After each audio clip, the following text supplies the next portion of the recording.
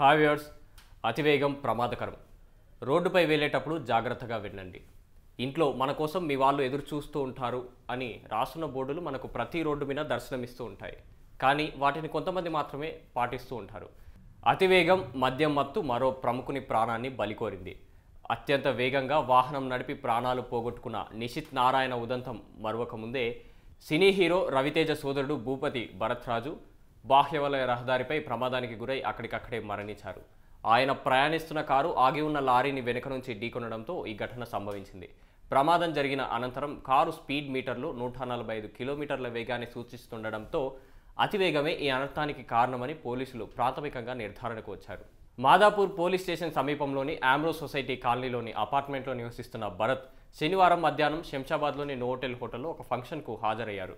సుమారు రాత్రి 8:30 నుండి 35 నిమిషాల మధ్య శంషాబాద్ నుంచి బయలుదేరి గచ్చిబౌలి వైపు ఎరుపు రంగు స్కోడా కారు TS 07 EC 0799ను స్వయంగా నడుపుకుంటూ వచ్చారు. బాహ్యవలయ రహదారిపై శంషాబాద్ మండలం కొత్వల్గూడ పరిధిలోని చెన్నమ్మ హోటల్ సమీపంలో పార్కింగ్ లేన్లో ఆగి ఉన్న లారీ AP 16 TY 3167ని కారు వెనక భాగం నుంచి ఢీకొట్టింది. ఢీకొన్న వేగానికి లారీ కిందకు దూసుకుపోయింది. కారు ముందు భాగం నుజ్జునుజ్జైంది. స్టీరింగ్ విరిగి 2 ముక్కలైంది. తలా ఛాతికి ఎడంవైపు తీవ్రంగా గాయాలు కావడంతో భరత్ అక్కడికక్కడే మృతి చెందారు. ప్రమాదం జరిగిన సమయంలో భరత్ సీట్ బెల్ట్ పెట్టుకోలేదని పోలీసులు ప్రాథమికంగా అంచనాకు వచ్చారు. అయినా ప్రమాదం జరిగిన వెంటనే ఎయిర్ బెలూన్ తెరుచుకుందని, ప్రమాద తీవ్రత అధికం కావడంతో ప్రాణాలు దక్కలేదని పోలీసులు పేర్కొన్నారు. ఆ సమయంలో కారులో భరత్ ఒక్కరే ఉండటం, లారీలోనూ ఎవరూ లేకపోవడంతో బాహ్యవలయ రహదారి గస్తీ సిబ్బందికి సమాచారం కూడా ఆలస్యంగా వెళ్ళిందని అంటున్నారు. సమాచారం అందిన వెంటనే అక్కడికి చేరుకున్న అంబులెన్స్ సిబ్బంది కారులో ఉన్న వ్యక్తి అప్పటికే మరణించినట్లు గుర్తించారు.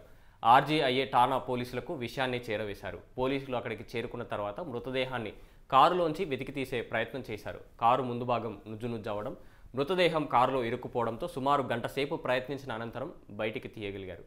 తలకు తీవ్ర గాయాలు కావడం, ముఖంపై రక్తం దారాలుగా ప్రవహించి ఉండడంతో మృతుడు ఎవరన్నది గుర్తించలేకపోయారు. తొలుత గుర్తు తెలియని వ్యక్తి మృతి చెందినట్లుగా భావించి మృతదేహాన్ని ఉస్మానియా ఆసుపత్రికి తరలించారు. కారు నెంబరు ఆధారంగా RTA డేటాబేస్లో ఆరా తీసిన పోలీసులు రాజ్యలక్ష్మి పేరిట ఈ కారు రిజిస్టర్ అయి ఉన్నట్లు గుర్తించారు. రాజ్యలక్ష్మి భరత్ గారి తల్లి. అందులో చరవాణి నెంబర్ను సంప్రదించిన స్పందన లేకపోవడంతో ఆదివారం ఉదయం వరకు చనిపోయింది ఎవరన్న నిర్ధారణకు రాలేదు. ఉదయం 9 గంటల సమయంలో రవితేజ, మరో సోదరుడు రఘు, సినీ నటుడు ఉత్తేజ్ RGIA ఠాణాకు చేరుకొని కారు, అందులోని ఆధార్ కార్డు ఆధారంగా చనిపోయింది భరత్ అని నిర్ధారించారు. వాస్తవానికి బాహ్యవలయ రహదారిపై శంషాబాద్ గచ్చిబౌలి మార్గంలో 20 రోజుల క్రితమే LED విద్యుత్ దీపాలు అమర్చారు. దీన్ని బట్టి చీకట్లో లారీని గుర్తించలేక ప్రమాదం జరిగి ఉంటుందన్న అనుమానాలకు తావు లేకుండా పోయింది. మరోవైపు కారులో వోడ్కా, మ్యాన్షన్ హౌస్ మద్యం సీసాలు లభించడంతో భరత్ మద్యం తాగి మత్తులో ప్రమాదాన్ని కొని తెచ్చుకున్నాడని పోలీసులు చెబుతున్నారు. ప్రమాద సమయంలో స్పీడ్ మీటర్లో 145 కిలోమీటర్లు సూచిస్తుండడాన్ని బట్టి ప్రమాద సమయంలో కారు అంతే వేగంగా ప్రయాణించి ఉండొచ్చని వారు అనుమానిస్తున్నారు.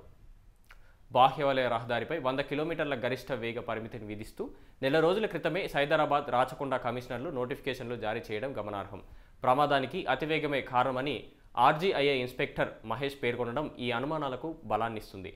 భరత్ బాబాయ్ మూర్తిరాజు అంతిమ సంస్కారాలు నిర్వహించిన అనంతరం విద్యుత్ దహన వాటికలో అంత్యక్రియలు పూర్తి చేశారు.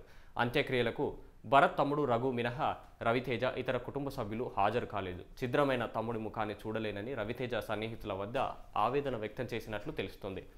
భరత్ తండ్రి అనారోగ్య కారణంగా కడసారి చూపులకు రాలేకపోయారని కుటుంబ సభ్యులు తెలిపారు. అంత్యక్రియలకు సినీ ప్రముఖులు ఆలీ, జీవిత రాజశేఖర్, ఆర్యన్ రాజేష్, రఘుబాబు, ఉత్తేజ్, సినీ దర్శకుడు VV చౌదరి హాజరయ్యారు. భరత్కు 4 ఏళ్ల క్రితం వివాహమైందని, అయినా 3 ఏళ్లుగా ఒంటరిగా మాదాపూర్లోని అపార్ట్మెంట్లో ఉంటున్నట్లు తెలుస్తుంది. Like and subscribe Eagle Media Works.